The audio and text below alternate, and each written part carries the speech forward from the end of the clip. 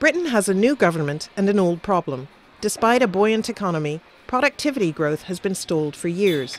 And if the economy is not making better use of labour, machines and buildings, the economic recovery could be in jeopardy. The question that companies and politicians are asking is, how do you translate this need for greater productivity onto the shop floor? One company trying to do this is Unipart, the logistics and manufacturing group.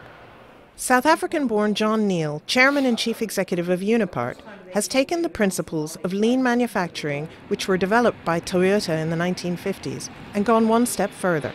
He's linked the drive to cut the waste out of everyday processes with the personal development of individual employees by creating what he calls a faculty on the shop floor. So when we built the Unipart University, we knew that that would be the place where we would be able to inspire people to want to achieve world-class levels of performance. And so originally we built the company university in 1993, and the idea was you learn in the morning and you do in the afternoon. But as the company spread to become more global, it was impossible for everyone to come here. So we created this idea of faculties on the floor. Like every university, there's an element of continuous assessment. Individual performance is measured hourly against benchmarks and posted for everyone to see.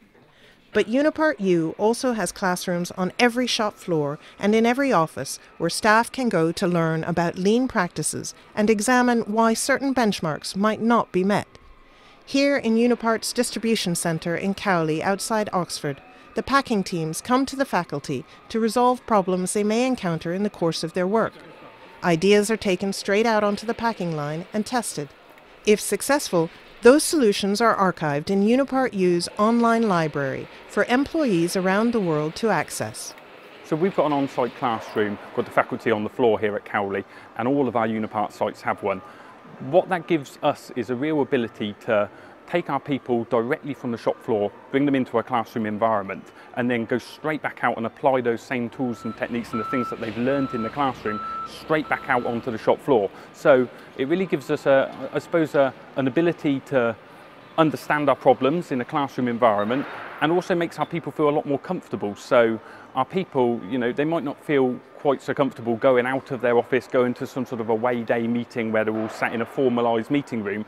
They're in their place of work, they're working with the people that they know, and they're able to go out straight away, and if they've got a fantastic idea, let's check that, let's go out and try that now, they can go straight away, within 5 minutes they're doing it.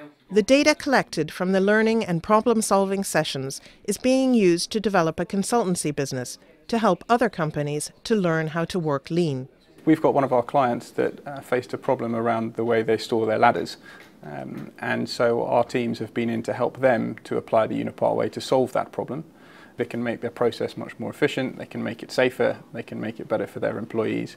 And the output of that problem-solving session was actually that they saved 9 man-days of capacity a year.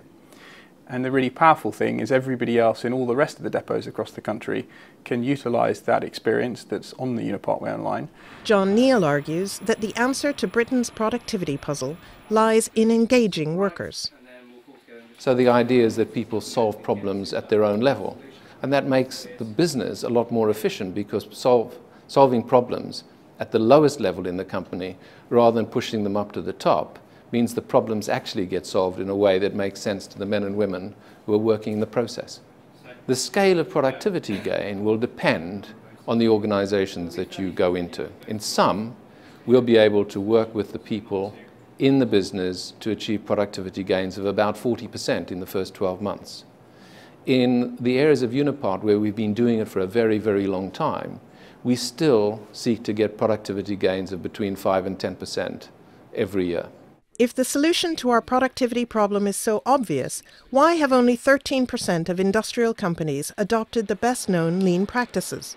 The main reason why many of these practices are not implemented is resistance to change. To sustain the Unipart way is very, very difficult. Less than 10% of companies that embark on what are often called lean journeys sustain it because the grass grows back. There are no trade-offs. But you have to make a long-term commitment. This will never work as a series of short-term tactical actions. That's when people do that, it then fails. Britain's economy may be recovering, but it still has a productivity problem. It's techniques such as those deployed by Unipart which may help to address those issues. But the question is whether other companies will have the determination to persevere with those techniques. Peggy Hollinger, Financial Times, Oxford.